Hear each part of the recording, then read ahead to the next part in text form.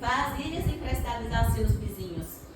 Como que ela iria receber a ajuda do próximo se ela não tivesse plantado uma boa comunhão, se ela não tivesse plantado um bom diálogo com seus vizinhos?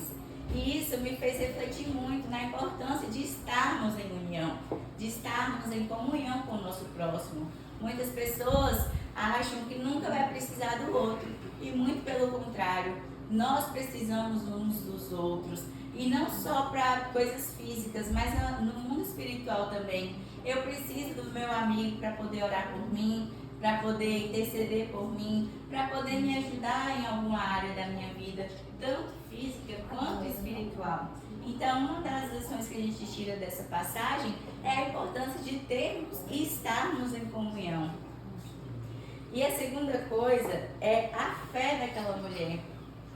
Ela estava numa situação assim que ela falava: meu Deus, eu já não tenho nada, eu vou ficar sem os meus filhos, e agora o que hei eu de fazer? E ali, quando o Eliseu orienta ela a ir pedir as vasilhas emprestadas para os seus vizinhos, ela não hesitou, ela foi e fez.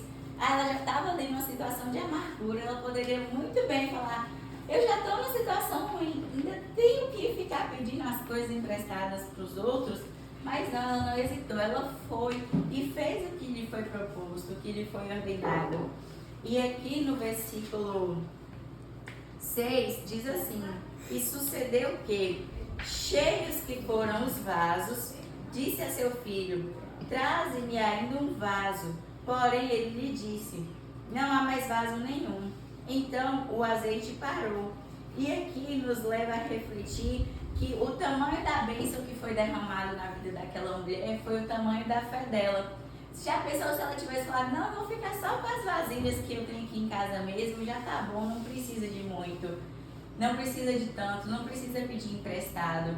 Ela teria ficado apenas com uma pequena porção, mas pela fé dela, por ela ter ido pedir mais vasilhas aos seus vizinhos e ter ficado com mais quantidade de vasilhas, ela recebeu uma quantidade que servia para ela quitar a dívida e recebeu ainda além do que ela precisava para quitar aquelas dívidas. O tanto que ela recebeu, ela teve condições de viver do resto daquilo que ela havia recebido. E trazendo para as nossas vidas, nós devemos estar o quê? Com o nosso coração aberto, com as nossas vasilhas abertas e vazias para receber mais de Deus. Porque se o meu coração estiver cheio de mim, do meu ego, do meu orgulho, Deus não vai ter espaço para derramar nada.